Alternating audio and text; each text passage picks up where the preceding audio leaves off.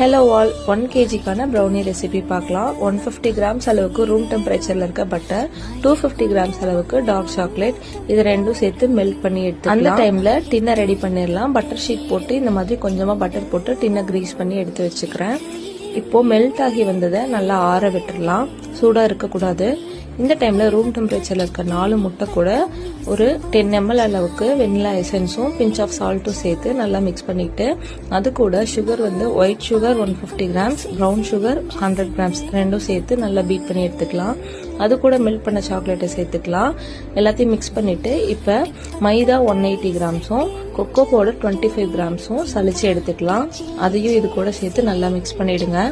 இப்போ நம்ம கிரீஸ் பண்ணி வச்சிருக்க டின்ல ரெடி பண்ண இந்த பேட்டரை சேர்த்துட்டு ஏர் பபிள்ஸ் எதுவும் இல்லாம ஒரு ஸ்டிக் வச்சு எடுத்து விட்டுட்டு ப்ரீ ஹீட் பண்ண அவன்ல 180 டிகிரிக்கு 20 to 25 மினிட்ஸ் பேக் பண்ணி எடுத்தீங்கன்னா ஃபஜ்ஜியான ப்ரௌனி